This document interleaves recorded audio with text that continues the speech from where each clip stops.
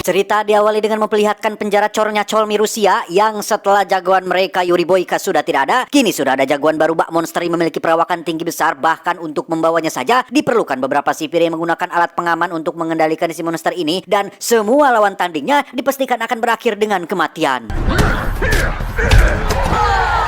Dan inilah Boyka Undisputed. Kisah masih akan berfokus pada sosok petarung paling lengkap di dunia. Siapa lagi jika bukan Yuri Boyka, yang setelah meraih kebebasannya berkat bantuan Gaga si bos mafia, Boyka masih menggeluti bidang yang sama, yaitu gelut. Bedanya, ia tidak lagi bertarung di atas ring penjara, melainkan bertarung di atas ring resmi meskipun masih dalam kelas atau partai-partai yang masih kecil.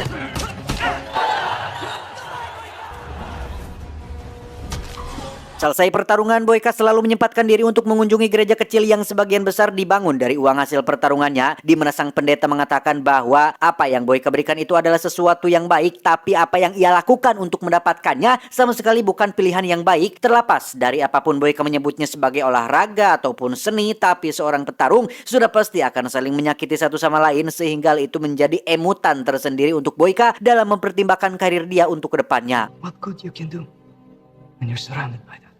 Saat Boyka sedang latihan itulah ia didatangi oleh manajernya yang membawa kabar baik bahwa ada sebuah liga besar di Budapest, Eropa yang mungkin bisa menjadi batu loncatan untuk Boyka masuk ke liga yang lebih besar. Yang untuk bisa masuk ke sana, Boyka harus menunjukkan kemampuan terbaiknya di depan para promotor yang kebetulan akan datang malam ini. Dan setibanya di detik-detik pertandingan, Boyka diberitahu sang manajer bahwa yang akan menjadi lawannya adalah petarung yang dicap sebagai petarung ganas yang hebat dan dianggap terbaik, yang gara-gara si manajer mengatakan hal itu, Boyka memiliki sifat temperamen dan menganggap dirinya terbaik pun akhirnya merasa panas dan kesal sendiri hingga terbawa ke atas ring.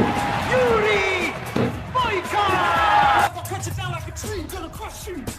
Dia bernama Victor, seorang petarung yang sama-sama berasal dari Rusia dan juga memiliki keinginan untuk masuk dalam liga besar, tapi nampaknya kemampuannya masih jauh di bawah Boyka sehingga berkali-kali ia bangkit. Boyka selalu berhasil menjatuhkannya, dan terlihat jika sosok petarung bernama Victor ini nampaknya terlalu memaksakan diri sehingga Boyka yang sejak awal sudah dipanas-panasi oleh si manajer pun seolah ingin menunjukkan keganasannya dengan tidak merasa ragu untuk memberikan serangan-serangan mematikannya.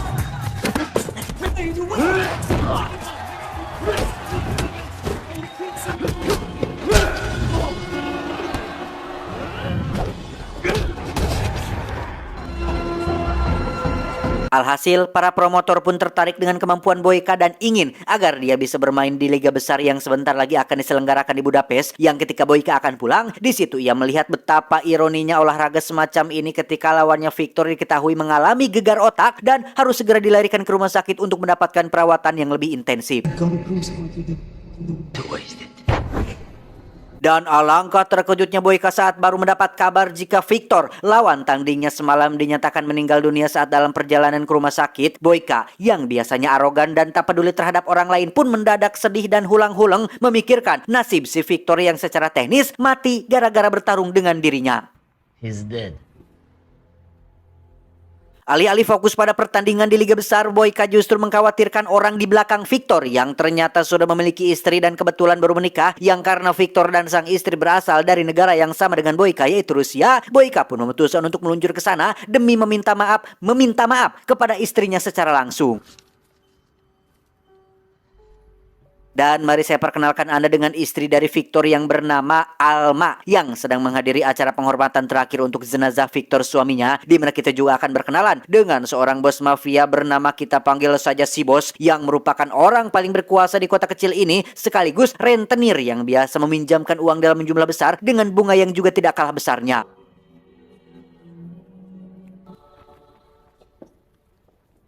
Sudah jatuh tertimpa tangga, itulah yang Alma alami saat ini. Victor, sang suami, ternyata punya hutang yang sangat banyak kepada si bos ini, entah dipakai untuk judi online atau mendukung partai yang menjadi pilihannya. Alma yang masih hidup pun harus menanggung hutang-hutang tersebut, yang karena tidak mungkin melunasinya hanya dengan mengandalkan profesinya sebagai guru taman kanak-kanak. Alma pun terpaksa menerima tawaran si bos untuk bekerja di klub miliknya sampai semua hutangnya dinyatakan lunas.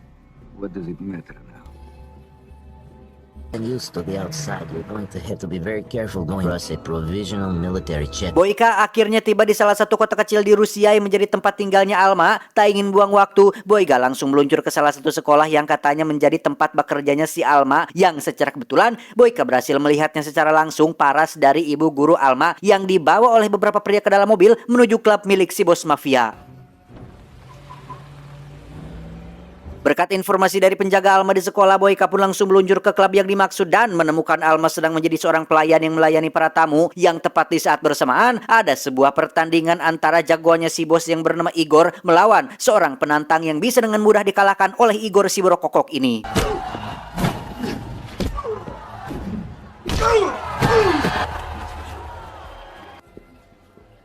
Tepat saat Boyka menemui Alma dan memintanya untuk bicara empat mata, si bos yang terus mengawasi layar monitor CCTV pun memerintahkan anak buahnya untuk mengusir Boyka dari klub ini, yang ketika mereka memaksanya keluar dengan cara yang kurang sopan santun dan tidak punten-punten acan, Boyka yang arogan dan mudah terpancing emosi pun langsung bertindak dan...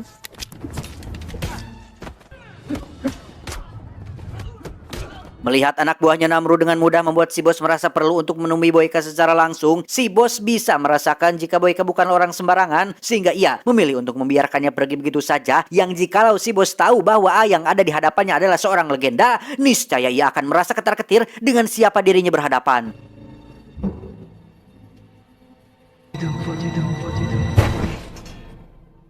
Keesokan paginya, Boyka yang terus dihantui mimpi buruk pun memutuskan untuk menemui Alma di sekolah. Di situ sudah ada seorang penjaga suruhan si bos yang ditugaskan untuk mengawasi Alma dan sempat melarang Boyka untuk masuk tanpa tahu jika orang yang dicegatnya itu adalah seseorang yang sangat pemarah dan bisa menjatuhkannya dalam satu kali pukulan saja.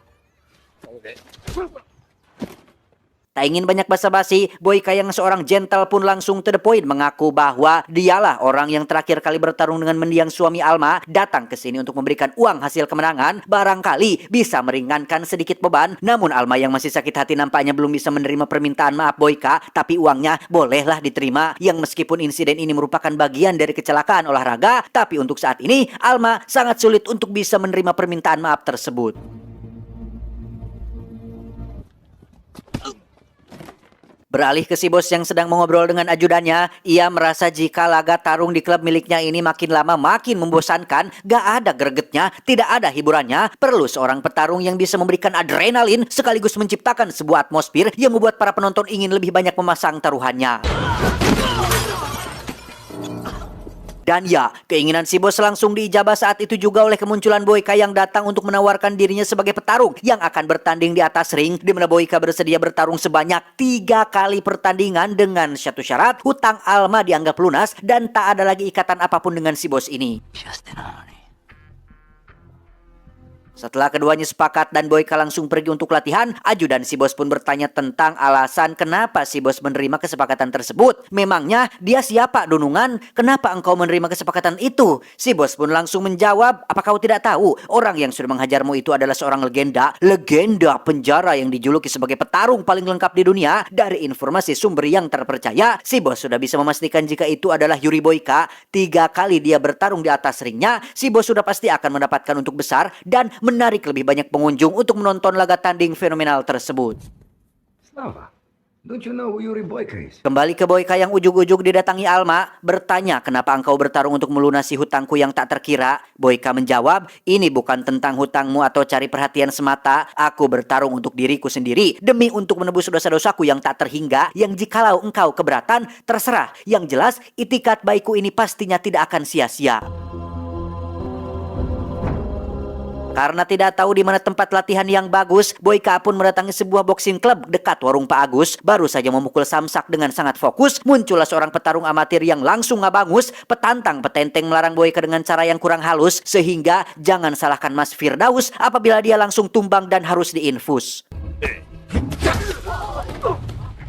Singkat cerita, tibalah malam yang dinanti-nanti. Boyka akan melawan seorang petarung yang dikenal tak punya rasa simpati. Boyka yang dulu dikenal arogan kini menjadi seorang pribadi yang selalu mawas diri. Alih-alih bertarung secara brutal dan tak takut mati, Boyka lebih banyak introspeksi dan terkesan sangat hati-hati.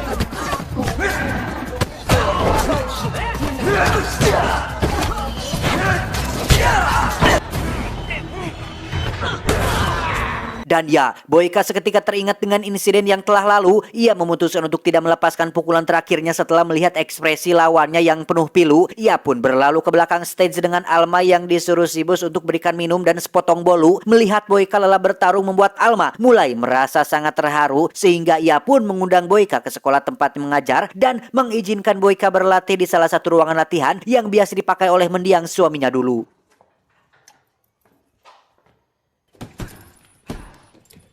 Saat Boyka sedang mengambil air minum itulah ada Alma yang sedang duduk di ruangannya sendirian karena guru-guru yang lain sudah pada pulang duluan. Alih-alih akan terjadi drama atau momen adegan dewasa saat suasana sedang sepi atau muncul benih-benih asmara yang terjadi secara tak sengaja, Boyka bukanlah tipikal pria yang penuh drama dan cinta-cinta. Ia tidak pernah merusak nama baiknya sebagai seorang petarung karena seorang laki-laki sejati tidak butuh dukungan hal-hal yang tidak beradab dan sangat menghargai perempuan layaknya ia menghargai dirinya sendiri. Tibalah malam pertandingan kedua, Boyka kali ini harus melawan dua petarung sekaligus. Ia tidak bisa komplain karena sejak awal si bos sudah menegaskan jika ring ini adalah ring miliknya, peraturan juga adalah peraturannya. Sehingga daripada banyak mengeluh tanpa ada aksi, Boyka memilih untuk langsung gas tanpa banyak mikir ini itu.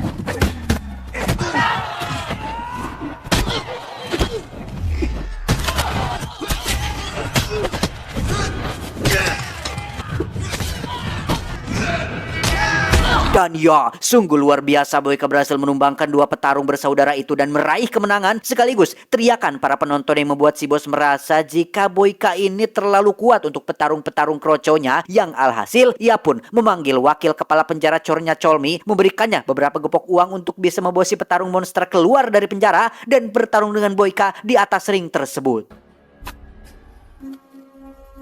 Kembali ke Boyka yang setelah pertarungan tadi langsung melakukan latihan sehingga membuat Alma menjadi kasihan dan memutuskan untuk membuat obat oles untuk mengobati luka-lukanya yang karena tidak mungkin melakukannya sendiri, Alma pun menawarkan diri untuk membantu mengoleskannya. Yang lagi terciptalah suasana yang berpotensi membuat keduanya hilap dan berbuat maksiat. Namun Boyka yang memiliki iman kuat dan tak mudah sangean pun menyuruh Alma untuk pergi saja, biarkan saya saja yang melakukannya sendiri.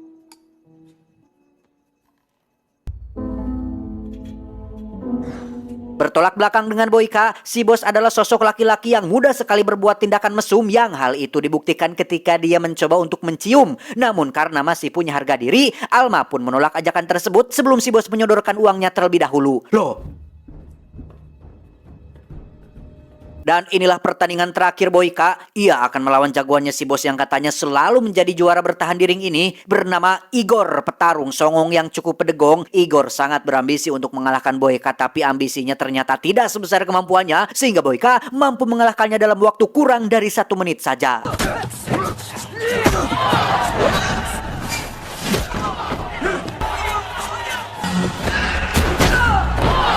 Melihat Boyka menang, Alma pun tersenyum bahagia seolah melihat kemenangan yang diraih oleh mendiang suaminya sendiri. Dan tepat saat Boyka akan berkemas dan pergi ke Budapest, si bos pun tiba-tiba muncul dan mengatakan jika pertandingan belumlah selesai, Boyka masih harus melakukan satu pertarungan lagi dengan melawan jagoan aslinya, yang jika Boyka menolak melakukannya, maka kesepakatannya dianggap batal. Are you already at the bus station? Tak punya pilihan lain, Boyka pun menerima pertandingan tersebut. Ia langsung menghubungi sang manajer untuk mengabarkan jika mungkin ia akan datang terlambat. Yang ketika pertandingan sebentar lagi akan dimulai, muncullah sang lawan Boyka yang ternyata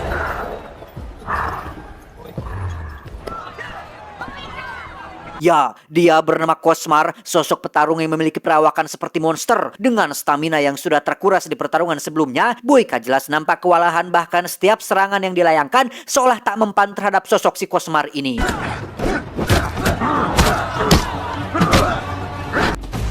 Dan ya, Boyka pun tumbang dengan cepat tepat saat dia melihat ke arah Alma yang jika dia menyerah saat ini, mungkin Alma akan bekerja atau terus bekerja untuk si bos dalam waktu yang sangat lama. Sehingga Boyka pun akhirnya bangkit dan mulai menggunakan beberapa teknik khusus untuk menjatuhkan si Cosmar ini.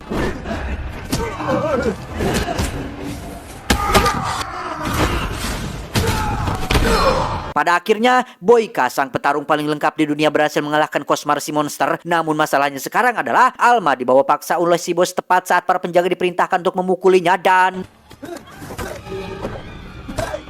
Untuk kesekian kalinya, Boyka pun tumbang dengan melihat Alma yang masih belum meraih kebebasannya, sehingga dengan kekuatan bulan dan protein laktosa yang tertanam dalam dirinya, Boyka pun bangkit dan menghajar para penjaga dengan penuh kebrutalan.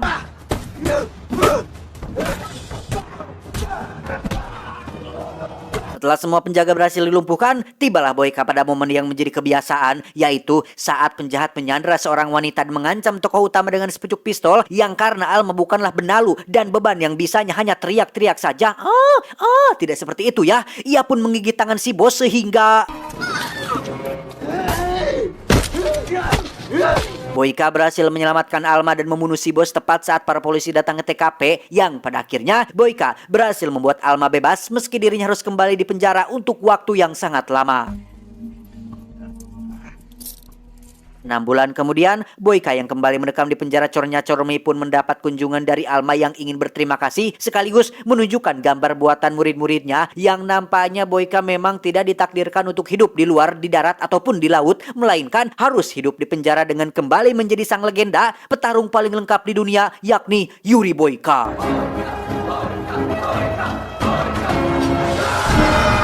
Tamat, ending yang cukup memboykakan. Dan sampai saat ini belum ada kabar tentang kelanjutan apakah sosok Boyka akan kembali meramaikan hasanah dunia pergelutan atau tidak. Tapi yang jelas, sosok Boyka memang sangat fenomenal dan susah dilupakan, sehingga pesan yang bisa kita ambil dari film ini adalah berjalanlah sejauh mungkin untuk menghindari perkelahian, tapi ketika ada seseorang yang Noel duluan, jangan pernah mundur sedikit pun.